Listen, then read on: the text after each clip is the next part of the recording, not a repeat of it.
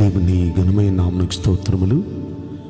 ఈ వాగ్దానం వింటున్న మీకందరికీ మన ప్రభువును ప్రియ రక్షకుడైన యేసుక్రీస్తు నామములో శుభములు, మా హృదయపూర్వకమైన వందనములు తెలియచేస్తున్నాం. ఈరోజు దేవుని వాగ్దానం మొదటి దినవృత్తాంతముల గ్రంథం 17వ అధ్యాయము 8వ వచనం. నీవు వెళ్ళిన చోట్లనెల్లా నీకు తోడుగా ఉండును. ఈ మంచి వాగ్దానం మంచి దేవుడైన యేసయ్య మనందరి పట్ల నెరవేర్చునుగాక. ఆమేన్. ఈ వాగ్దానం ఎవరితో పలికారంటే, ప్రవక్త అయిన నాతాను భక్తుడైన దావీదుతో పలికిన మాట. ఈ మాట పలకటానికి సందర్భం ఏంటంటే, దావీదు ప్రవక్త అయిన నాతాను గారిని పిలిపించి ఈ మాట అంటారు, నేను దేవదారు మ్రాణులతో కట్టబడిన నగరంలో నేను నివాసం చేస్తున్నాను. అయితే యెహోవా నిబంధన మందసం అయితే తెరల చాటున ఉంది కదా, నాకు చాలా బాధగా ఉంది, నా హృదయంలో చాలా ఆవేదనగా ఉంది. ఆయనకి నేను ఒక మందిరం కట్టాలి, ఒక ఆలయం కట్టాలి అనేది వ్యక్తపరిచాడండి. చాలా బాధగా ఉంది, నేను కట్టాలి అని. మీకు తోచిందంతా చేయండి అన్నాడు.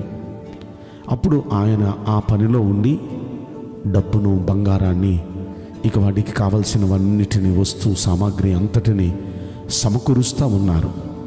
ఈ లోపల ఎప్పుడైతే దేవుని కొరకు ఇంత మంచి పని, మంచి ఆలోచన కలిగి ఉన్నాడో, ఇలాంటి మంచి ఆలోచన కలిగిన ఈ దావీదును గూర్చి మరలా ప్రవక్త అయిన నాతానుతో దేవుడు మాట్లాడుతూ, నువ్వు వెళ్ళి దావీదుతో ఇలా చెప్పు. అదేంటంటే, నేను గొర్రెల దొడ్డిలో ఉన్న అతన్ని తీసి ఇజ్రాయేలు పైన అధిపతిగా చేసి హెచ్చించాను. అయితే నా గురించి ఈ ఉన్నత స్థాయిలో ఉండి నా గురించి ఆలోచిస్తున్నాడు, నా మందిరం గురించి ఆలోచిస్తున్నాడు. అతడు వెళ్ళిన చోట్లెల్లా నేను అతనికి తోడుగా ఉంటాను. వెళ్ళిన చోట్లెల్లా అతనికి విజయం ఇస్తాను. అతనికి అన్ని రీతుల నేను సహాయం చేస్తాను. అతన్ని ద్వేషించిన వారికి నేను వారిని ద్వేషిస్తాను, వారి ముందు నిలవబడినెమను. ఇలా దావీదుని గురించి చాలా మంచి ఆశీర్వచనాలు దేవుడు నాతాను ద్వారా పలికించారండి. ఈ రోజున ఈ మాటలు వింటున్న ప్రియ దేవుని బిడ్డలారా, ఆయనను దేవుడు ఒక తక్కువ స్థాయి జీవితంలో నుండి ఒక ఉన్నత స్థాయి జీవితంలోనికి తీసుకొని వచ్చి కూర్చోబెట్టిన తర్వాత, అతడు దేవుని గురించి, దేవుని మందిరాన్ని గురించి ఎంతగా ఆలోచిస్తున్నాడో చూడండి. ఇతడు దేవుని గురించి ఎంత మంచి ఆలోచనతో, ఎంత మంచి దృక్పథంతో ఉంటున్న కారణాన దేవుడు అతని గురించి ఆనందిస్తున్నాడు. దేవుడు అతని గురించి ఆనందిస్తూ దేవుడు అంటున్న మాట, నువ్వు వెళ్ళిన చోట్లెల్లా నీకు తోడుగా ఉంటాను, నీకు తోడుగా ఉంటాను. ప్రియ దైవ జనాంగమా, దేవుడు నిజంగా అతనికి తోడుగా ఉన్నాడా? ముందు నుండి దేవుడు అతనికి తోడుగానే ఉన్నాడండి. మనం సమూయేలు మొదటి గ్రంథంలో 18వ అధ్యాయంలో మనం చూస్తే, అందులో 14వ వచనంలో మనం చూస్తాం, దావీదుకు యెహోవా తోడుగా ఉన్నాడని. అసలు దావీదుకు ముందు నుండి దేవుడు ఎందుకు తోడుగా ఉంటున్నాడు? ఇప్పుడు మరలా ప్రత్యేకంగా అంటున్నాడు, నీకు తోడుగా, నువ్వు వెళ్ళిన చోట్లెల్లా నీకు తోడుగా ఉంటాను అని ఎందుకు అంటున్నారంటే, దావీదుని గురించి అక్కడ రాయబడి ఉంది. మొదటి సమూయేలు 18:14లో దావీదు సమస్త విషయములలో సుబుద్ధి కలిగి ప్రవర్తింపగా యెహోవా అతనికి తోడుగా ఉండెను. అంటే దావీదు ఏ పని చేసినా, ఎక్కడికి వెళ్ళినా అతడు అన్ని విషయాల్లో ఎల్లప్పుడూ సుబుద్ధి కలిగి ప్రవర్తిస్తున్నాడు. అతనికి ఒక మంచి బుద్ధి ఉంది, ఎప్పుడు అదే మంచి బుద్ధి. మనుషులను బట్టి బుద్ధి మారలేదు, పరిస్థితులను బట్టి బుద్ధి మారలేదు. అతని బుద్ధి ఎప్పుడు అదే మంచి బుద్ధి, అదే మంచి ప్రవర్తన. అందుకు దేవుడు ఆ దావీదును చూచి ఎంతగానో ఆనందించి, అతడు వెళ్ళిన చోట్లెల్లా అతనికి తోడుగా వెళుతున్నాడు. వెళ్ళిన చోట్లెల్లా దేవుడు అతనికి గొప్ప విజయాన్ని అనుగ్రహిస్తున్నాడు. ప్రియ దైవ జనాంగమా, మనం కూడా మనం వెళ్ళిన చోట్లల్లా దేవుడు మనకు తోడుగా వస్తే బాగుండు అనుకుంటున్నాం కదా.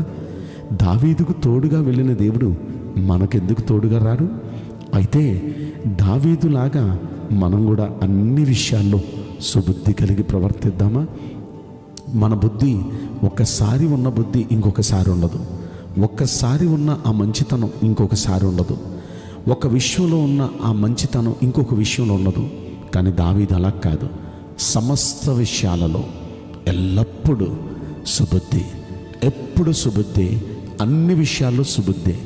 అందుకే దావీదుకి దేవుడు తోడుగా వెళుతున్నాడు. వెళ్ళిన చోట్లల్లా దావీదుకు దేవుడు జయమిస్తున్నాడు. ఇలా మనం ఆలోచిస్తే బైబిల్ గ్రంథంలో మరొక వ్యక్తి మనకు కనిపిస్తాడండి. 2వ రాజుల గ్రంథంలో 18వ అధ్యాయంలో అక్కడ హిజ్కియా అనే రాజు కనిపిస్తాడు. అతని గురించి 7వ వచనంలో రాయబడి ఉంది, యెహోవా అతనికి తోడుగా వెళుతున్నాడంట. తాను వెళ్ళిన చోట్లల్లా అతడు జయం పొందుతున్నాడంట. దావీదు సుబుద్ధి కలిగి ప్రవర్తించాడు కాబట్టి దావీదు తోడుగా ఉన్నాడు. మరి ఇప్పుడు హిజ్కియాకు కూడా దేవుడు తోడుగా వెళుతున్నాడు. ఎందుకు హిజ్కియాకు దేవుడు తోడుగా వెళుతున్నాడు అంటే ఆ ముందు 2 వచనాల్లో మనం చూస్తే మొదటి మాట, అతడు యెహోవా దేవుడైన యెహోవా యందు విశ్వాసముంచినవాడు అనే మాట చూసాం. అంటే దేవుడు అంటే అతనికి గొప్ప విశ్వాసం, దేవుని మీద నమ్మకం ఉంచినవాడు. అందుకే దేవుడు అతనికి తోడుగా వెళుతున్నాడు. ఇక 2వ మాట ఏంటంటే అతడు యెహోవాతో హత్తుకొని ఆయనను వెంబడించుటలో వెనుక తీయక ఆయన మోషేకు ఆజ్ఞాపించిన ఆజ్ఞలన్నిటినీ గైకొనుచూ ఉండెను అనే మాట మనం చదువుకున్నాం. అంటే దేవుణ్ణి వెంబడించేటప్పుడు ఇతడు దేవునితో హత్తుకొని వెంబడిస్తున్నాడు.